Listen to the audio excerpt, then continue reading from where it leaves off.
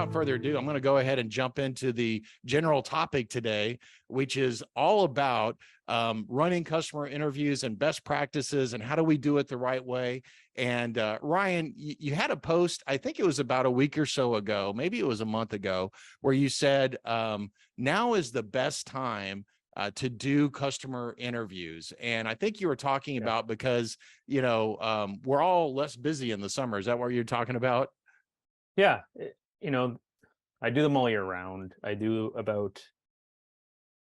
interview about over 100 customers a year for my clients or for myself or whoever. And the best time to get on people's calendar is now for that very reason. Usually, like I said, I've been in B2B for 2 decades. Every industry and vertical has different cycles of sort of seasonality and busyness, if you want to use, if that's a word. And I find typically from that fall, like that early fall to about spring, late spring, people are just swamped, generally speaking. For all sorts of reasons, right? I find just the best time to get people's attention is now. People are out of office. Their days are probably a little shorter, but their ability to fit you in is much higher. And we can talk a bit about that, like when we're trying to get people to, have a conversation with you, like what are some of the ways you can do that in best practices? But Great. I'd say now is the best time. Good. So we know now's a good time. That makes sense. Why is it critical? Like why do we need to run customer interviews just from the get-go? Like why can't we just build personas and go and write marketing copy on our own? Why is it important to talk to customers?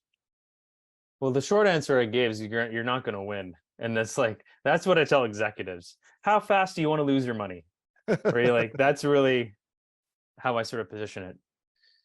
The more expanded answer is, no one wakes up in B2B and buys something. It's just not how that process works. With B2C, it's been more impulse driven, consumer goods, Right, sure. But even then, brand affinity has often been developed over months, not years.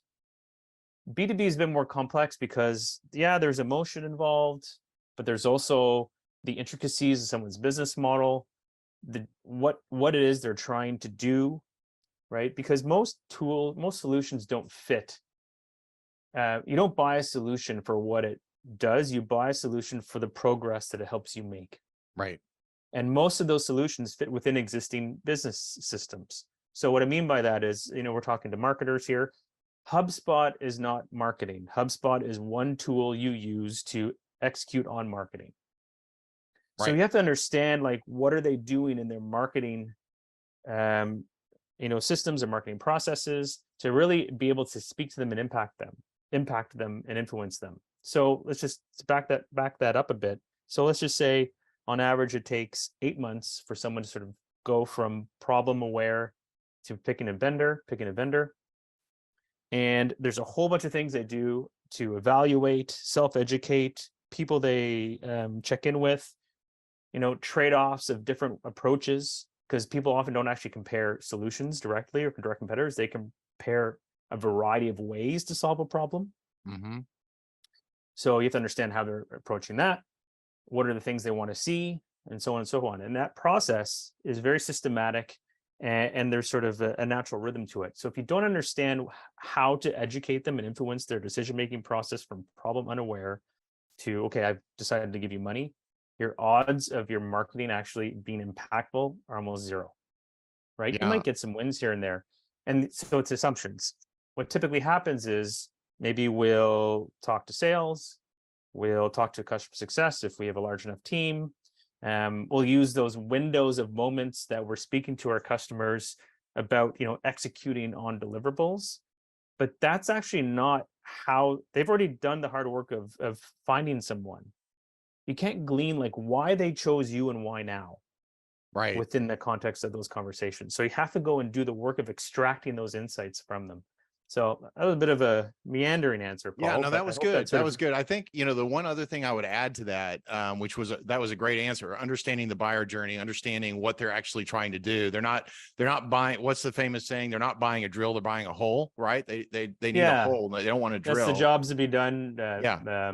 thing, and we can talk a bit about that later. But yeah, Yeah. I don't buy the drill because I want to drill. I buy a drill because I want to hang a picture or I want to build a house. Right, exactly. And the other thing that I think is really important that is often missed, especially in the world of B2B, is just understanding the buyer language. Like we're so caught up in the way we want to describe our product or service, or even Yep. I would say in the marketing world, we almost use language or we invent language to differentiate ourselves. So we want to call the thing that we do, the widget that we provide, slightly a different term than what everybody else would call it. And so the problem with that is that's not how our customers would describe the challenge or use the language that they would use. So I think it's good to even understand how do they even talk about these solutions, because I know that in social media and content marketing and things like that, we want to say back to them words that they're familiar with and how they would describe what they do, which is a really hard thing to do without actually going out and talking to customers, right? Absolutely. I mean, and customers, depending on the vertical, depending on the maturity of the company, depending on so many factors, the words they use can change even when in the context of your product. So let me give you an example. Like I work a lot with a company called Rewind. I'm going to show a bit of the work I did with them in the presentation, but they provide backup and recovery software, right? Even within that category, people will define that type of product in different ways, the same Sure. buyers. Yeah. So, some will call it backup as a service, BaaS. Some people will call it just, disaster recovery software, right? Um, and you might have to say both in different ways. You might have to pick one, right? Like, Mm-hmm. how do you know which path to take? Yeah. Because there's only, you if you don't understand all these intricacies and nuances, you're going to miss some things when you have about your demand gen and your go-to-market strategy. So, and you may be covering this in the presentation a little bit. So I don't, if you want to pass on No, what I'm no, all about to good. ask you, just let me know. But so Yeah, when we're running an interview, that's different than like listening to gong calls, right? Because I know a lot of companies will go, well, hey, I don't need to interview a customer. I can just go yeah. listen to recordings of sales conversations or customer service conversations. And that's not enough. There's other things that we're looking for. Can you highlight that, or is that something you're going to be covering in the presentation? No, I'll talk about it now. Okay. So a little bit, but yeah, I can definitely speak to it. When I got started in B2B, if you listened to sales calls or sat in sales conversations, that was like a gold star, right? You were ahead of the game. And I don't think there's anything wrong with them. And because they are capturing more often than not higher intent conversations about the specific things people are looking for in the solution, or really precisely certain problems they want to solve, right? If we get back to the HubSpot example, I want to be able to send 1,000 emails, and collect all the data and so on and so forth, right? That's great. And you'll glean some copy ideas, you'll get a sense of some of the pressing issues.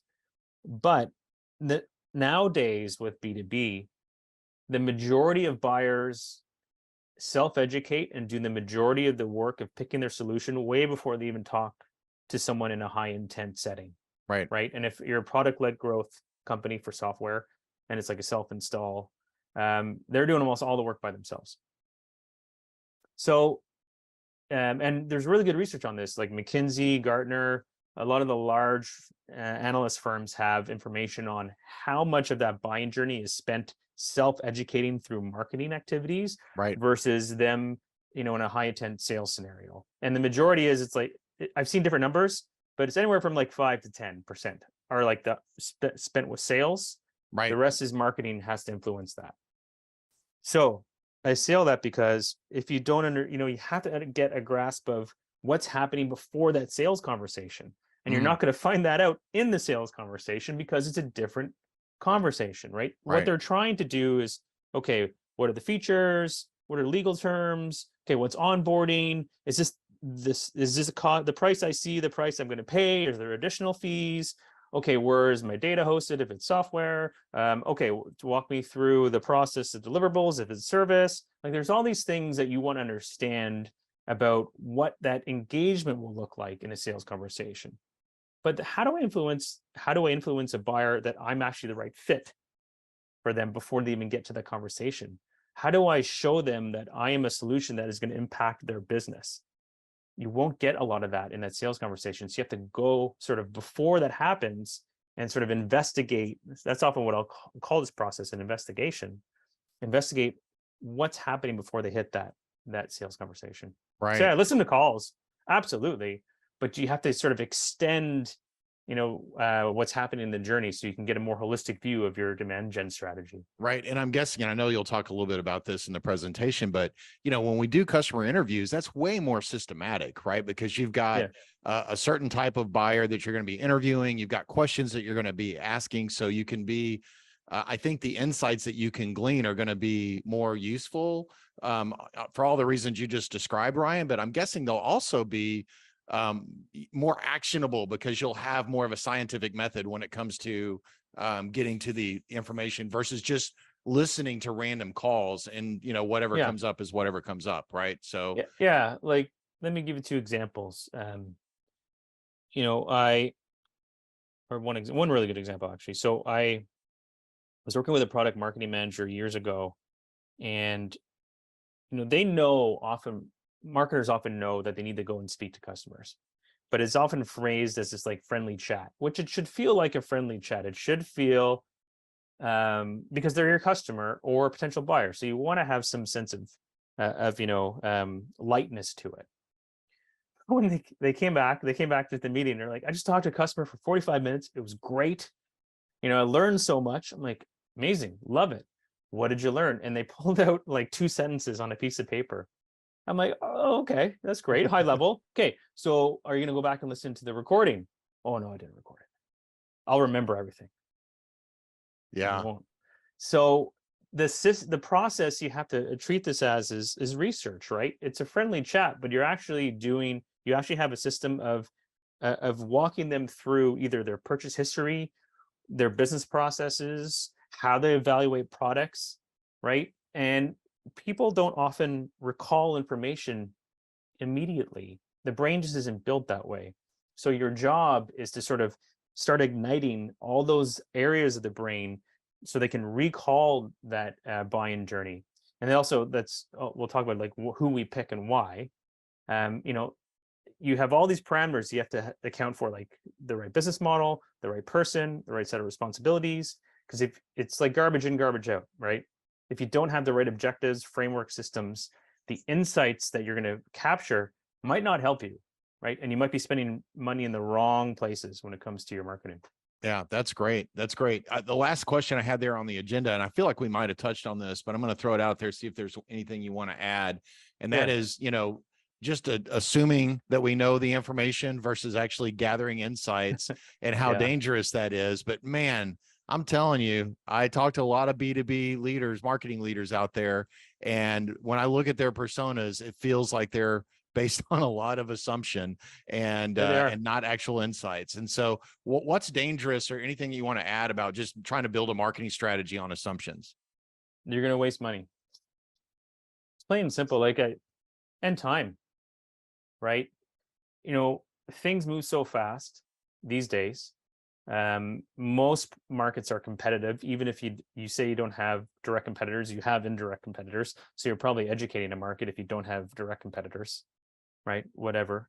Um, so if you're just making assumptions, so how I'll frame this for people is, I don't make I statements anymore when I'm working with companies. I will always position it as the research suggests this. The data is suggesting we try that. Because if it's I statements, it could be that it's just maybe I talked to one person and I'm letting it influence my decision making process when maybe they're only one data point and they're actually not representative of my best fit customer. I might be being influenced by the politics of the company internally, because that happens, right? Politics is a big part of businesses, especially as they grow, and other people have hot takes about where they think the company should spend its money. But how do they know they're right? Mm-hmm. So, right. research helps diffuse a lot of that. And, at the end of the day, I, as a marketer, I don't have a lot of time. No discipline in your company does. Doesn't matter if it's someone in another team, legal department, HR, product, sales. Nobody has more time. So you want to be able to make the best decision you can with the information you have, right? So this is such a, the assumptions will just lead us down the wrong path, because you could get it right. You could, but your odds are much lower if you don't go out there and try to understand how and why your customers are buying from you. So you're saying I can't just go to ChatGPT and ask? No. Like, I get it. I get the ChatGPT thing. And there are ways that I'm trying to figure out to use it, but how I'm using it is more aggregating data, Sure. qualitative data that I'm bringing in, right? Rather than it trying to spit out for me what I think is the reality, because markets change all the time. One way I'll phrase this for people is, we're on Zoom. What was the total serviceable market of video chat before the pandemic? What is it now? How does anyone really know? Right? So you have to go out and investigate, how is your product being perceived in the market now? And what solutions is it solving now? Yeah. Not like, what did something that ChatGPT, was able to pull from data that's 5 years old. Right. Right. Yeah, well, I agree. ChatGPT is a wonderful tool, but you got to use it in the right places, and trying to glean customer insights probably isn't the best way to do that. So yeah, I would argue not. Yeah. Yeah. So let's run over to your presentation. I'm going to go ahead and share my screen.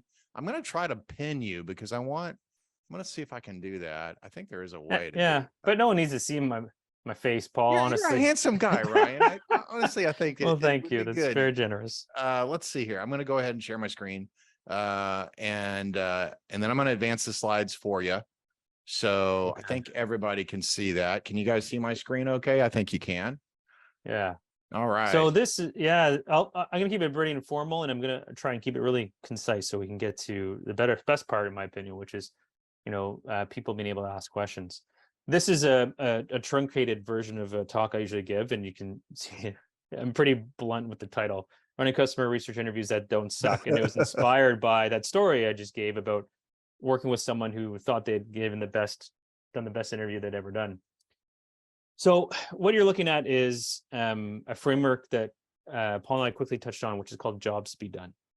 It started off as an innovation framework in the 90s. There's actually some stuff that predates it in the 70s. I don't want to go through a history lesson, but what it's really doing is it's sort of like it's like the Cadillac now, or it's the preferred methodology for a lot of business development, product people who are trying to understand what the value the business is bringing. And it is trying to understand how people move from that first idea, that problem unaware of, oh, wow, this thing sucks. This is really getting in the way of us wanting to achieve Y. So you are walking them through that process of them figuring out how they solved it, and how they researched solutions, how they evaluated yours and others like you, and why they landed on you. And the reason I like this framework is that even though it's an innovation framework in its essence, it's great for marketing, because it's the same process that people use to sort of walk through how they evaluate solutions. Where we fall down as marketing team sometimes is we spend most of the time where that first area was on the right, at that evaluation high intent stage. When the reality is the majority of the market is, like I said, not in a position to buy. They don't wake up and buy something. So we need to influence buyers when they're at that passive looking first thought stage. But that's the part you're not going to find in sales conversations. So that's why I talk about this. You can't influence buyer decisions without it. And the next slide, Paul, is if you don't understand this, you don't have that knowledge, you're going to lose. And the reason why I like this meme is I talk to so many founders and business owners that think they're hitting the mark, but they're actually probably lagging because they haven't done the work of actually mapping out how and why their ideal buyers buy. They got some customers coming in, but they really haven't figured it out yet. Yeah. One thing I was just thinking about that, Ryan, too, it's like, typically some of the studies that I've seen say that 3 to 5% of our customers are in market at a given time, which means that our addressable market, there's 97% of our customers that aren't in market, and they're in that passive learning stage. Yeah. But we have to get in their mind. We got to create some mental real estate if we're going to be thought of when they have when they are ready to buy. And I would submit to you, in this tough economy that we're in right now, if it's typically 3 to 5% that are in market, I bet it's less than 1% right now. So really the work that we need to do as marketers is to get in front of buyers now and get some of that mental real estate, which is where all of this is going to make so much sense, because we got to be talking about the things that they care about in words and language that they use. Absolutely. Yeah. So I touched on this, like, what is a research interview? We often think of it as a friendly conversation, and that's not wrong. It's just that's not what it is in the execution of it. It's actually an investigation. It's peeling back layers. It's really digging into how and why people are choosing you. Next slide, Paul. So it's a structured conversation grounded in a research objective. And I don't necessarily care about opinions. Opinions are actually still good for marketing, right? It's color. They're very sensationalized statements. This thing saved my life. I can't imagine my business without it. That's great. But what I care more about when we think of that jobs be done process, what are the actions they took to progress towards my solution or something similar? Why were those the behaviors that they exhibited? And I want statements of fact. I did this. We chose that. I reviewed this. Those are things and actions they took. And the reason I like that is when you start to aggregate all those interviews together and pull out the insights, you have actually a more consistent sample size, and it's more statistically relevant because it's still research, right? So you need relevance in the data. Interesting. So opinions are good, but actually having relevant, actionable things that you can pull from are even better. Exactly. So these are the 5 ways I think you can best get started. So first, you got to choose the type of interview you want to have. You got to set the objective. What is it you want to understand and why? Who are you going to talk to about this objective? Because different types of buyers will inform different objectives and different types of interviews.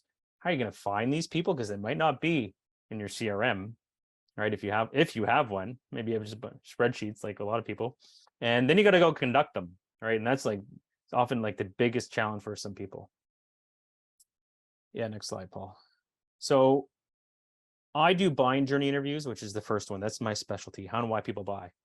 But Paul can appreciate this from his sales days. There's sales audits, win-loss, close-loss. Like, how are you winning or losing deals? Can you improve the sales motion? Because even though we said it's only 15 to 20%, like that could be a month and a half of time with a lot of moving parts, right? So how can you improve that process? Churn and win back. If we had someone, even if I have a service-based business that's a recurring revenue model and someone churns, why did they churn? What happened? What changed in our business, their business, the market around them, right? That's different than a buying journey investigation. You can spend an hour on each of those conversations. If you build a product, there's user UX, there's brand and identity. So the perception other users have or other customers have of your brand is a big one in B2C. It's not what you think, it's what do they think and who they compare you against. There's customer discovery. So it's this is where founders tend to live a lot. Evaluating new markets, new type of buyers. Are they a fit for your product or service? And then buying committee, which is a big one for B2B companies that they move up market, because you might have 3, 4, 5, 7 people. I had someone tell me once they had 15 people in a deal. Oh my gosh. 15. Now you don't need to go interview all of those people, but you probably want to find out who the 3 most important people in the room are and how are you going to influence them choosing you. Yeah. So have you heard of the book? interviews. The guys that did Challenger Sale did a great book Oh yeah, I called know the book. Challenger Yeah. Customer. But Challenger Customer is really great because it gets into the buying committee and really helps you kind of understand the nuance there of, you're not just selling to your point of contact or the champion, you're actually selling to all of these people within the organization that have some influence, and they may like you or not like you. And how do you figure that out? How do you assess that? How do you deal with it? So Exactly. And the reason I lay this all out, Paul, is I speak with customers and buyers for a minimum of 45 minutes. I can have a 45-minute discussion on just one of these topics, right? And sometimes we actually will do all of these things in 20 minutes, maybe 10 minutes. We'll try to glean them, but that's just surface level insights. I'm trying to go as deep as I can into why they chose the things they did, or the actions and behaviors they exhibited within the context of these interviews. I'll go to the next one. So how do you set an objective? It's, there's a formula that I like, but when you're thinking of, okay, what do I want to know? You can approach it a different variety of ways. The first one is like, what data and intelligence gaps do I have? What do I not know that is vital? And we know we've had meetings with teams and like, we really need to understand this thing about our customer. Best place to start. Maybe you have OKRs and KPIs that are mission critical. So that's basically, those are just, I don't know if anyone's familiar with those acronyms, but that's slang for like, what are the key goals that we have as a company over the next quarter? If this is mission critical, how do we think we're going to achieve that? And what intelligence and data do we need to maybe missing to be able to achieve this? I'm going through this now with some of my clients. And I said, that's a great goal you have this quarter. Where's the data to know that you are going to be able to actually tackle that one? I talked about politics, disagreements, debates. We all, depending on the team you're on, you have a very specific view of the customer, right? Product, sales, customer success. And often we think our view is the source of truth, when the reality is we're all right to a certain extent, right? But that's when assumptions come in to fill the rest of the gaps. And someone will go to sales, go to marketing. You guys should do this. Maybe they should, but how do they know? What's the data informing that decision? And another big one, the sales have concerns with lead quality, which is when you think about, I know Paul doesn't like the word funnel anymore, but when you think of like the funnel, to use an antiquated term now, when it ends at sales, especially if you're sales led, if they are coming to you and saying something is just off, that could be a key trigger to say, we need more data about who we're bringing in so the sales team is set up for success. So those are some ways you can think about what an objective might be for understanding your research. So I'm guessing that everybody on this call, their sales teams think the leads that their marketing team generates are the greatest leads of all time, and they can't wait to get more. Yeah, I'm sure. So I've seen objectives like this. Hey, maybe they would pay for this thing. Oh, I think our sales process needs work. That's not a research objective. That's just a statement. A research objective is grounded in a sense of, how am I going to learn something to then inform something else, to inform actions to something else? So a rephrasing of these two is, does our ideal buyer face challenges in business process X, right? Because what I don't want to know if they will pay for something. I want to know if they have that pain in the first place, right? All right. Do they actually have this problem? Because you can show anyone anything and say, would you pay for this? Yeah, maybe. Here is a business process. Do you share these pains? Oh, interesting. Yes, I share that pain, that pain, that pain. That's much different approach for validating ideas for a business or new lines of revenue. Instead of our sales process needs work, we've observed that high value leads take 3 times longer to close. Can we shorten the sales cycle? Much different way of phrasing that, right? Now you can see you can start to think of questions you want to ask out of that objective. Yeah. So that's how I think of objective setting. So if you go to the next slide, Paul. Yeah, I mean, because then at least you're kind of defining what the end looks like. You kind of understand this is the desired outcome. Just reverse engineering. That's all you're doing. Exactly, which is so much better than those first two that you showed on that last slide. Yeah, and you're just keeping it very concise.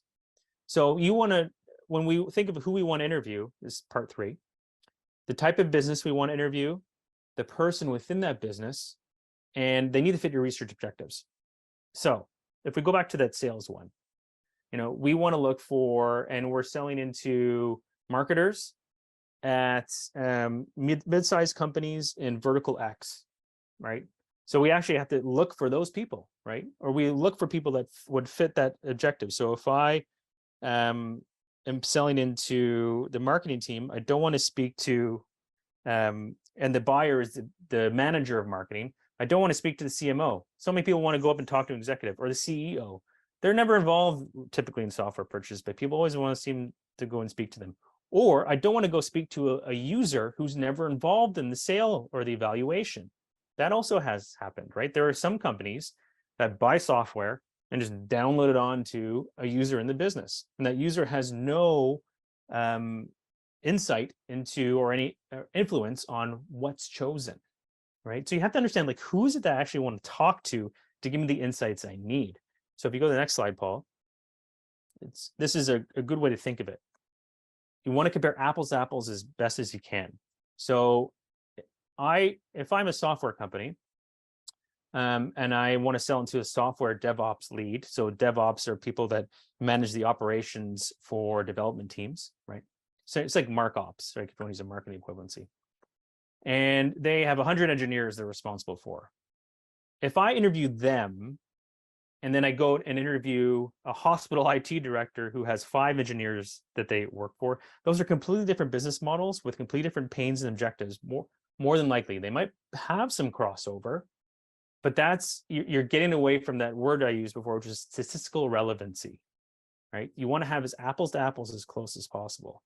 If you go to the next example, I still have that SaaS DevOps lead for 100 engineers, but then I might have a startup, an early stage company that's a CTO, chief technical officer, overseeing 20 engineers. Now you're starting to get more consistency, because if you go back to that first example, your answers will be probably all over the map, whereas the other answers for the second example, you'll start to see, you'll have a better chance of aggregating data that gives you more statistically relevant insights. How does that sound, Paul? Does that make you follow that? So what you're saying is the more we can get of similar type and ilk of folks, then we're going to be able to ask questions and get more consistent answers back versus all over the place. Absolutely.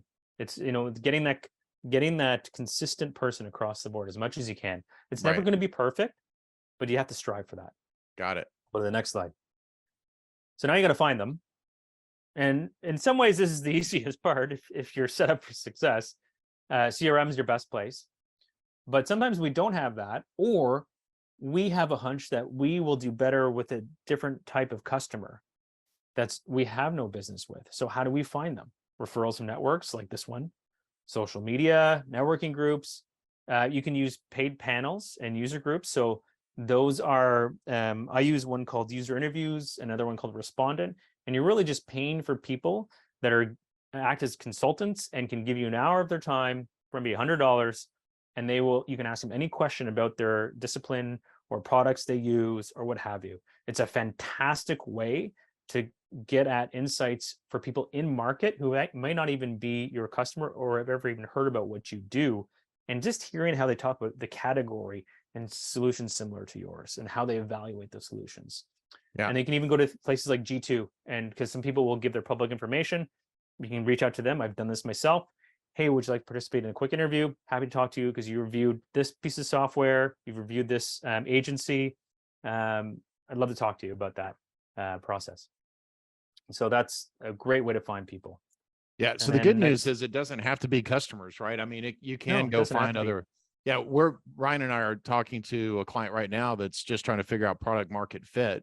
And so they don't have any customers, right? So we'd have to go, or Ryan would have to go and find, like-minded customers to ask the right questions to find product market fit. Yeah. I'll go through the next 2 slides pretty quick, Paul. So we have some time for everybody. Sure. Yeah. Part 5, conducting interviews. My 4 key takeaways: avoid a massive list of questions. I'm going to show you a list of questions that you'll have access to, but I want you to avoid writing down 30 of them or 40 or 50. Really, you just need 5 or 6, and they all should come from that research objective that we talked about earlier. Because what happens is, if you have a list of questions, and Paul can probably, as he's interviewed people over the years, can probably attest to, you tend to focus on the questions rather than sometimes what people are saying to you, right? If any of you run a podcast, you probably understand that statement. The objectives allow for an organic discussion without boxing you in by a list of questions. Actions over opinions, I talked about that. Really get what people did, the behaviors they showed and why. And if they give you some terse or quick answers, get to the why. Interesting, like, tell me more about that. Can you expand on that? That's really, I've never heard that yet. I'd love to learn more about that. Why is that? Why is your superpower when it comes to interviews? And ask one question at a time, which sounds silly, but when you look at the psychology of interviewing, often we will ask 2 or 3 questions at a time. So an example of that would be, so tell me where you're from and how long you live there, right? Or tell me about why you chose a solution and what your experience was with it. Those are 2 different questions. And the problem is the brain's going to latch on either to one or only give you fractional answers for each. So ask one question at a time. Right. And then dig, I'm guessing, right? With And those then why dig, yeah. questions like you talked about. Yeah, that's There's good. a ton more to this, and in my guide, I have like you'll actually see examples of me like walking through interviews, like real life interviews I've done, and like how to avoid traps. But those are like the 4 key things to set yourself up for success. Great. And I'll show you a real life example of the next 3 slides, Paul, about a company I worked with. I mentioned them, Rewind software company. They bootstrapped until they raised a VC round, a good one. They tapped me on the shoulder when they had an acquisition. And acquisitions are often a key trigger for these types of research projects too, because they had been selling backup software for a few years. They thought they could just put this solution in their product portfolio. The MRR and the sales did not hit the forecast, and they were scratching their head, and they asked me to sort of help them figure it out. So if you go to the next slide, what we did was interviewed a cross section of their customers. And from those interviews, we found some really key insights, and the key one was people were trying to build their own version of the product. Now, we knew that was happening, but we didn't understand to the extent and the depth that that was happening. So rather than just like focus on the features, I said to the marketing team, why don't we just get in front of them before they build this product? Because everyone we talked to said, well, it never worked. We spent all that time trying to build our own version of you, and it never worked. And these are all the reasons it never worked. Let's lead with that. Yeah. So we built all these new buyer personas because we had the buyer wrong too of who we were targeting. We made an assumption around who it was. It turned out we were going after the wrong buyer. New sales enablement, new ad copy, revised product and landing pages, we updated the marketplace listings. And the next slide is Ahmet, who was the product marketing manager at the time. We doubled the installs in like a month. Wow. And it was just like that. And I remember the meeting we had, he's like, I didn't believe it. And I waited a few more weeks. Thought it was an outlier, but no, we rose up there with the number of installs. But here's the key takeaway, Paul, is that they wanted to move up market. And what we realized was none of the marketing we had could speak to that upmarket buyer. That was actually the big key takeaway that we got out of the research. So it was like back to the drawing board in so many ways. And that's my last slide, except for the next one, which is like getting to the questions. So I think we got about 12 minutes left. So yeah. So excellent. Thank you, Ryan. That was a great breakdown. And by the way, these slides are they're actually in the agenda here. And they're right here where it says Ryan's presentation. Yeah. And you want to go through the questions really quick? Yeah, just at a high level, this link here, when you click the link, it'll take you to this. You'll have to make a copy of it.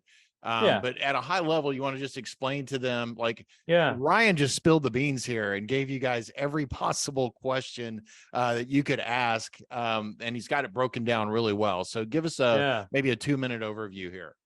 Not even 30 seconds. So when you talk about different stages of a buying journey, this is typically the stages that it falls into and the things that you want to know. So I just broken out the questions into the various stages of it.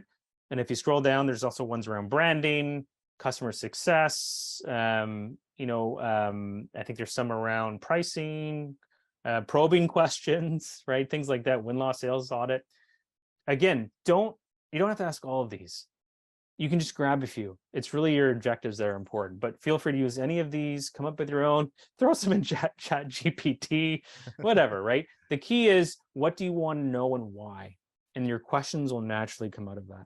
Yeah, exactly. And I think, one of the things is I reviewed that list of questions. By the way, they were awesome. And thank you. That's an amazing resource. I mean, because just trying to go come up with all those would take forever. And we know that they work because they're the kind of questions that you use day in and day out in your job, but they will help you learn how to ask the right questions, because it's so important not to ask leading questions, but to ask the kind of questions that are going to get you the right responses. And that's a big deal, because we all walk into a situation with bias. Like, we think we know, but it's so much better to give them the opportunity to tell us what they think or know. Right. Yeah, absolutely. Yeah.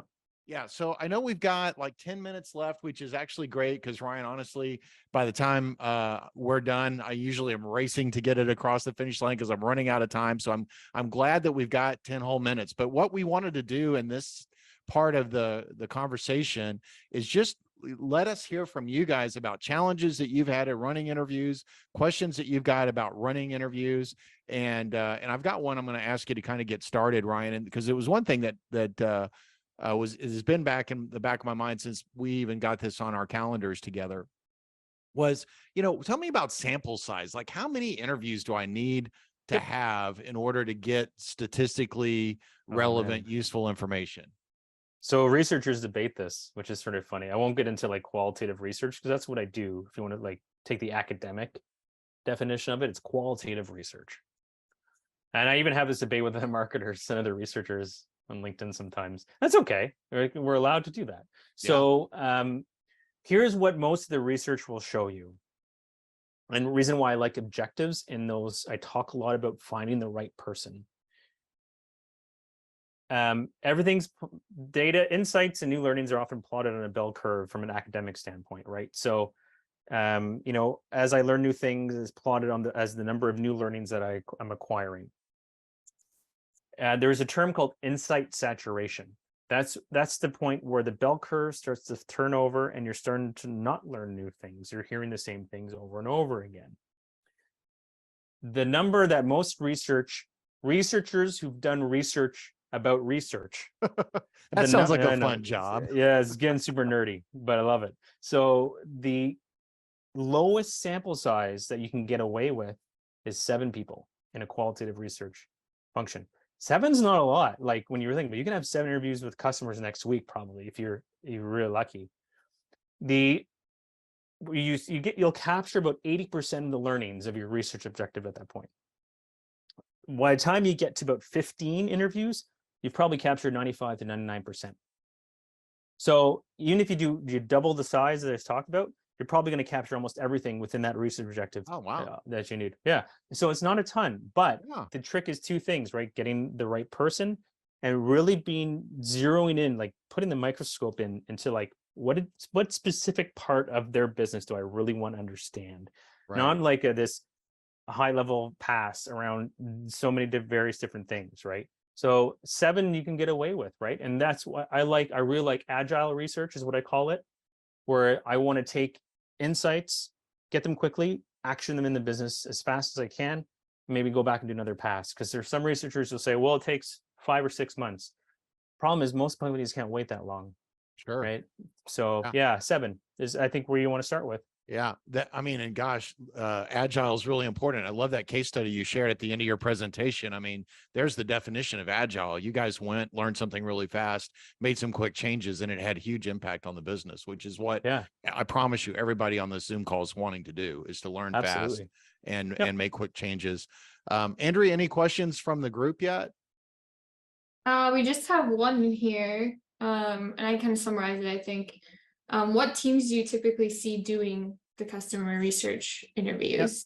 For example, customer success, or what do you usually see doing that? So my answer to that one is always everyone should be doing it based on what their needs are, right? If we look at the objectives. So, and everyone's, the insights you need will be dictated by what you need to do in the business. So I think one of the questions like does a CS team do it? Customer success, they often will do it. But are they going to ask questions that help you as the marketer who lives and breathes marketing day in, day out? Maybe, probably not, because they don't do your job, right? They actually don't know how the intricacies of your role work. So if I want to improve my sales process, I think the sales team should be like speaking to their buyers outside of a sales context. Marketers should be talking to marketers. Now, it doesn't mean it can't work. I do this work for companies, right? So it still can work where someone else can do it for another discipline. But for me, at the end of the day, if the person who is in the best position to do research for their job is them, right? Yes, Meg, please speak. Yeah, Meg, you can go ahead and unmute yourself. Thank you so much. This is very wonderful conversation is happening, and I would straight jump into the question that instead of this. The problem that in the agency that we have, like customer success team is get in touch with the existing customer, and they are the one asking us to give the interview or questionnaire list as a marketeer. So marketeer is supposed to give the questionnaire list that I want to ask, and then CS team will run through. How do you see this kind of process? Do you think do you see any glitches here, or you don't see that? Or No, what? yeah. Sorry, I cut you off there. Did you want to finish your question? No. This is the question. You Okay. get me. Yes and no. It's nice they're asking you. That's great. Like, in sincerity, that is great. Your colleagues are saying, "Hey, I can ask these questions for you." But most of the best insights are in follow-ups.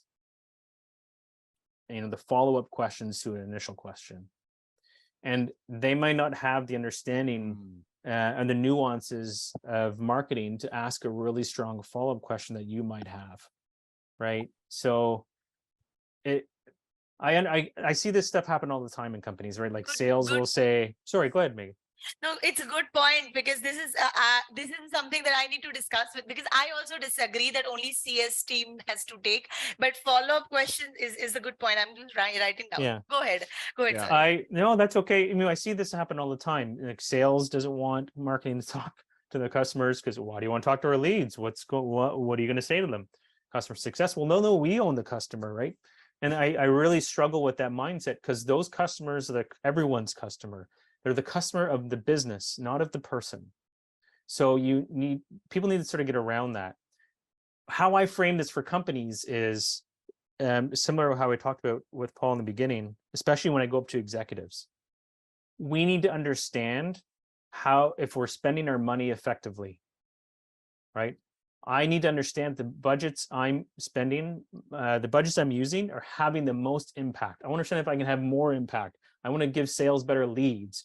I want to make customer success jobs easier, right? Like there's all these things that I can, because I come first as the marketer in so many ways, right? So I sort of help set the stage. So it is a struggle. You're not alone. I see that all the time. And, I wish people were able to get more access to customers, but it's not always the case. But I would start having the conversations with your colleagues is always the best start. Yeah. Thank you. You're welcome, Meg. Good luck with that. Yeah. So guys, we're going to have to wrap because it's at 12. We're at 12:58. And I do have a promise to all of you that we will be done at the top of the hour, regardless of what time zone you're in.